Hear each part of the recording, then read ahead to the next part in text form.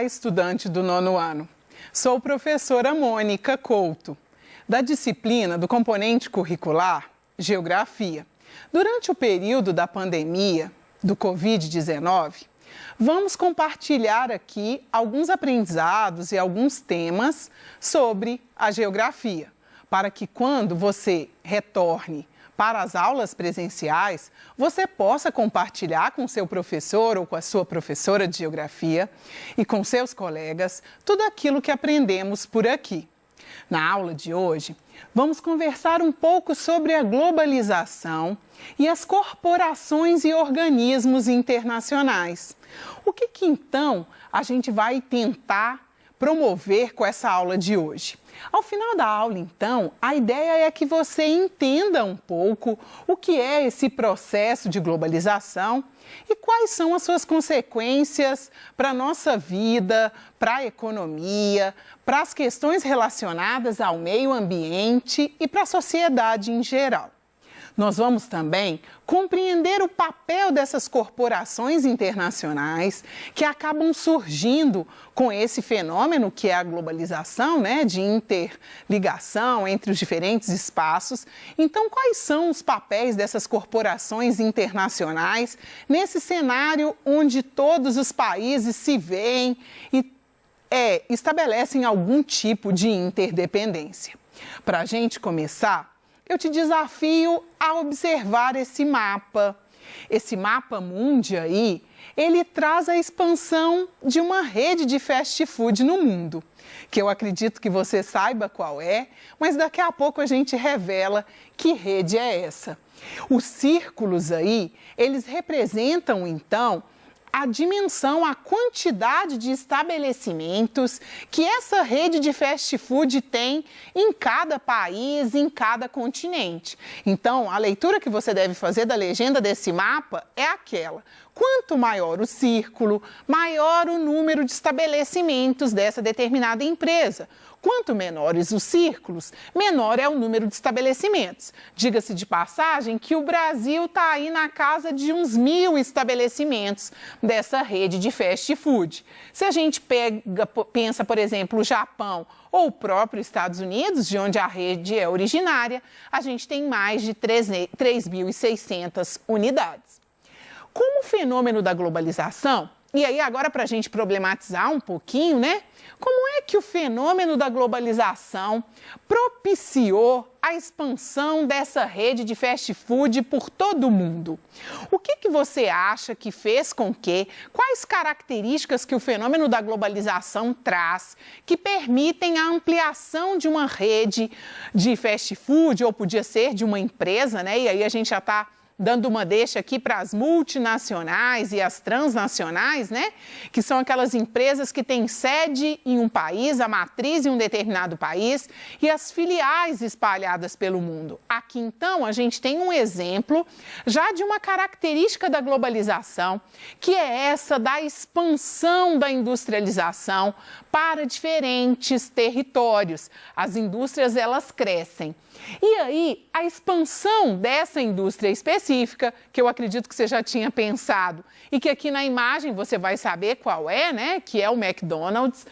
Por que o McDonald's, então, cresceu tão significativamente? Ele vira um marco do capitalismo, principalmente com o final da Guerra Fria. A melhoria das condições de transporte e comunicação, que tem um pouco a ver com esse termo aí, ó, com a revolução técnico-científica e informacional. A revolução industrial associada ao capitalismo faz com que as relações entre os países, elas sejam cada vez mais próximas. A gente tem a ideia de dizer que a globalização reduz as distâncias. Ela reduz não as distâncias físicas, né? Os quilômetros entre nós e os Estados Unidos continuam os mesmos, entre nós e o Japão continuam os mesmos. Mas a forma como a gente consegue buscar um determinado produto, uma determinada informação, é quase que em tempo instantâneo. E a expansão dessa rede de fast food, ela ocorreu também em função do final da Guerra Fria. Se a gente teve uma guerra entre Estados Unidos e União das Repúblicas Socialistas Soviéticas, que depois a União Soviética se desfaz, né, tema para outras aulas de história, e se transforma em Rússia e outras repúblicas, né, outros países independentes, a gente tem nesse momento da Guerra Fria, quando entra em colapso, então, a União Soviética e a Guerra Fria chega ao fim, um dos marcos é a instalação pela potência norte-americana de um McDonald's na capital Moscou, no país aí que hoje a gente chama de Rússia, que era a antiga União das Repúblicas Socialistas Soviéticas. Foi uma coisa extraordinária. Olha a fila de russos para ter acesso ao sanduíche, enfim, ao fast food. O volume de pessoas que foram contratadas e o volume de candidatos. Lembra que na questão da Guerra Fria, a potência socialista, ela teve muita dificuldade em garantir a qualidade de vida da sua população, mesmo porque tudo era função do governo. Então, como o governo era obrigado a manter tudo que aquela sociedade utilizava, um dos problemas do final do socialismo na URSS foi esse, né? As pessoas se tornaram empobrecidas. O país, ele acabava se dedicando a alguns setores da economia em detrimento de outros.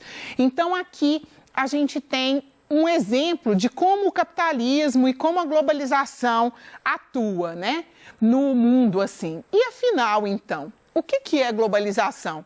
Já adiantei em parte, né? Mas a globalização são essas transações econômicas, o conceito de globalização. Ele começa numa lógica mercadológica e econômica e com o passar do tempo esse conceito ele se expande. Então não é só essa relação econômica entre as nações do mundo, mas é também esse intercâmbio que é cultural, que é tecnológico, que é político e que é social. E diga-se de passagem que é um fenômeno que não tem só pontos positivos, né? Mas é um fenômeno também que traz alguns pontos negativos que a gente vai refletir daqui a pouquinho. E quais são as características, então, da globalização?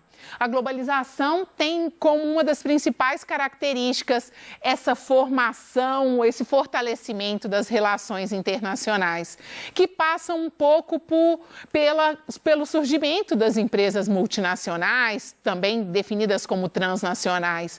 Temos, por exemplo, a Fiat em Betim, aqui em Minas Gerais, um exemplo de uma multinacional, de uma transnacional, né, que está localizada em nosso território. E essas empresas, elas são atraídas por mão de obra, elas são atraídas por isenção de impostos e elas são atraídas pela disponibilidade de mercado consumidor e matéria-prima. A criação dos blocos econômicos, que a gente vai estudar e com certeza você vai estudar lá no momento presencial, também é uma característica importante da globalização, já que há um fortalecimento entre os países, das interações entre os países, é importante um fortalecimento econômico.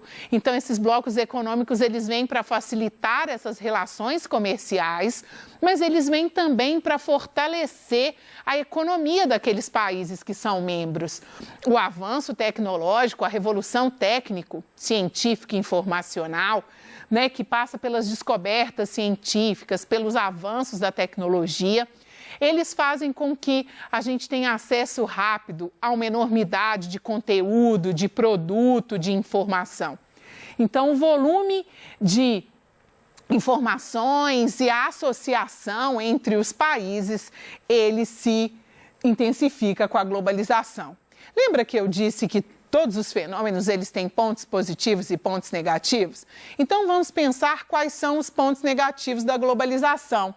Um dos pontos negativos é a questão da aculturação, ou seja, a gente começa a imitar os modelos de outros países. A gente começa a negar a nossa cultura e fazer uso e importar a cultura do outro.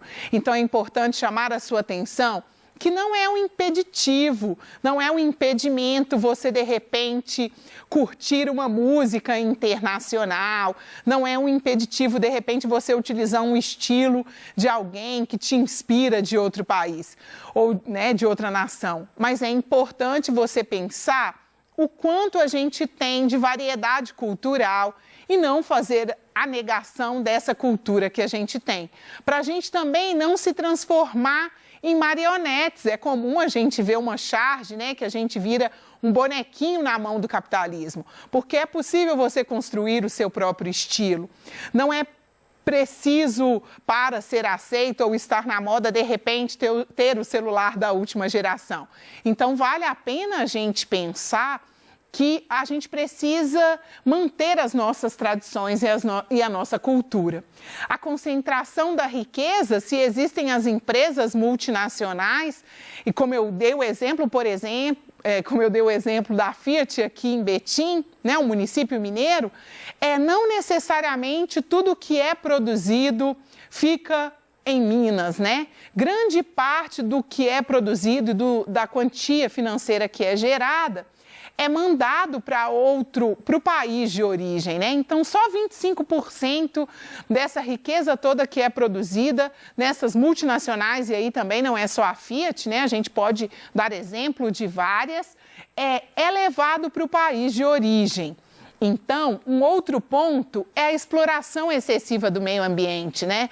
Vivemos em uma sociedade de consumo, por isso que eu chamei a sua atenção para pensar até que ponto que a gente precisa do celular mais novo ou da roupa da última moda para ser aceito ou para viver bem, né? É preciso a gente pensar que a gente vive num planeta, um planeta que tem bilhões de pessoas e que é um planeta que, se a gente continuar da forma com que a gente está explorando, esse planeta não vai dar conta. Então, é importante a gente pensar o quanto precisamos ser consumidores mais conscientes. E o uso da internet, né? Ao mesmo tempo que nos aproxima, nos distancia e permite essa propagação de notícias falsas que nos traz tanto desconforto, porque tem hora que você até se perde para pensar o que de fato é real e o que não é. A proximidade, então, gerada pela globalização desses países, dessas nações, faz com que esses países se organizem e formem os organismos internacionais ou as cooperações internacionais, as corporações internacionais. E o que são esses organismos e essas corporações, né? E quando é que eles surgiram?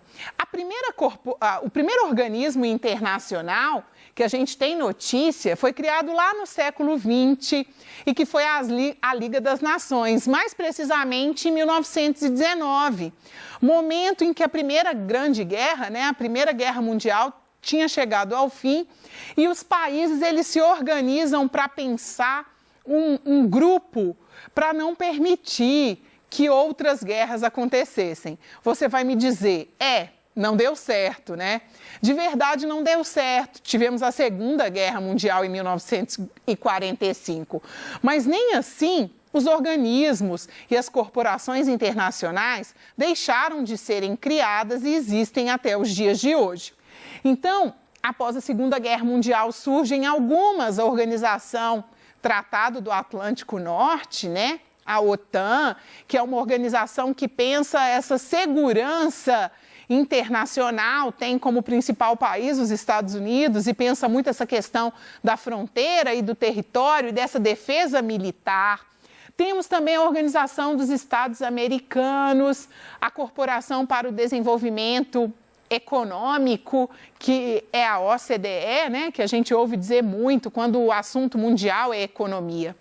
E, por fim, a ONU, né? A ONU que surge logo depois do fracasso da Liga das Nações. Então, a ONU ela vem ser batizada em 1945, mas ela surge lá em 1920, 21, mais ou menos, quando você tem a fragilidade aí da Liga das Nações. Algumas curiosidades sobre a ONU, então, é a Organização das Nações Unidas, né? Surgiu no final da Segunda Guerra Mundial, mas foi pensada bem antes, desde do final da Liga das Nações. A ONU, ela tem objetivos parecidos com o que a Liga das Nações tinha. O principal objetivo da ONU é manter a paz no mundo, né? Um outro ponto muito importante é a defesa dos direitos humanos, tanto que temos a Declaração dos Direitos Humanos, que foi criada pela ONU e aniversariou aí nos últimos anos. As liberdades fundamentais, então, e o desenvolvimento dos países, né? Então, a ONU, ela tem uma atribuição muito grande. Só que a ONU, ela é uma organização das Nações Unidas, né, que ela não tem o poder de legislar, né? Então, a ONU, ela estabelece lá, por meio dos países membros e do Conselho Geral da ONU, possibilidades, aconselha mesmo as nações, dá indicativos para essas nações tratarem melhor os seus cidadãos, pensando a lógica de direitos humanos, tenta fazer algumas intervenções em países que estão convivendo num cenário de guerra, mas ela não tem esse poder de dizer, olha, a guerra precisa ser encerrada. Não, isso ainda é uma atribuição do país onde o evento está acontecendo. O que são os organismos internacionais, então? É a organização, né, de estados, de nações aí, por meio de tratados. E aí, através desses tratados, eles querem pensar ações que garantam os seus objetivos comuns. E esses objetivos comuns, eles são das mais diversas ordens. Pode ser na ordem econômica, pode ser na ordem de saúde, pode ser na ordem de direitos humanos. Então, a ideia dos organismos internacionais é tentar adotar normas comuns entre os países membros. A gente vai falar das normas ambientais, prever, planejar, concretizar, ações em casos de urgência, né? E urgência no sentido de catástrofe, de problema como a pandemia do Covid, por exemplo, de realizar pesquisas e dar subsídio para essas nações melhorarem. Quantas pesquisas que a gente tem na área de educação, dizendo o que a gente pode fazer para sermos melhores, ensinarmos com mais eficiência. E prestar serviço para a cooperação econômica, cultural, social e médica, que veio meio que como um resumo, né? E para a gente pensar a aplicação dessas organizações internacionais no mundo, eu trouxe aqui uma notícia, né? Que a OMC, a Organização Mundial da Saúde, soltou em 11 de março foi a notícia, né? E aqui ela foi reeditada aí. 11 de março, a Organização Mundial da Saúde, então, diante do cenário de alastramento aí, né, da doença, veio à mídia e decretou pandemia, a questão da doença aí causada pelo vírus aí, o Covid-19. Então, olha como é importante a atuação desses organismos para alertar o mundo de problemas, né, que aí nesse caso médico, de saúde aí. E aqui, então, para a gente pensar e ampliar os seus conhecimentos, tem uma outra ação que foi feita pela ONU, né, junto lá com os países membros em 2015, que foi um acordo sobre os Objetivos de Desenvolvimento Sustentável. Então, a ONU reuniu com os países membros aí e reformulou os antigos Objetivos de Desenvolvimento do milênio. Se passaram aí 20 anos, 15 anos aproximadamente, que eles eram do ano 2000, e os países acordaram ações, 17 objetivos para pensar uma humanidade mais justa, mais solidária, um planeta mais sustentável. Então, como a gente avalia a atuação da ONU, né, no que se refere à pauta ambiental? A ONU tem feito grandes iniciativas para pensar essa melhoria das condições de vida no mundo como um todo. Então, é um organismo que atua de uma forma que pode auxiliar a população mundial, mesmo porque consegue patrocinar as pesquisas e nos dar indicações de melhoria de qualidade de vida, por exemplo, no nosso país. Então, já no final da nossa aula, né, o que a gente viu, o que você aprendeu com a nossa aula de hoje? Você aprendeu que a globalização é esse fenômeno de integração entre os países, integração econômica, política, cultural e social, tecnológica. Você percebeu que a globalização ela está baseada numa sociedade de consumo. Então, mais uma vez, eu te convido a ser um consumidor consciente. É possível viver feliz e bem consumindo menos, e isso é um desafio para garantirmos um planeta sustentável. E você percebeu também que os organismos internacionais, eles são muito importantes na mediação, né, dos conflitos entre os países. Como a gente disse, é claro que eles não têm poder de definir o que o país vai fazer, mas é possível por meio de pesquisas, né, fiéis, assim, pesquisas que a gente pode considerar, trazer uma melhoria e uma cooperação e uma estabilidade para o planeta, pensando todas as questões desde âmbito social, econômico e natural. Então, a aula de hoje a gente termina por aqui. Um até breve, eu espero contar, né, com você aí para a nossa próxima aula, para a gente aqui no 9º ano aprender muitos temas da geografia que vão lhe dar, né, condições de fazer bem o ensino médio. Um abraço e até a nossa próxima aula.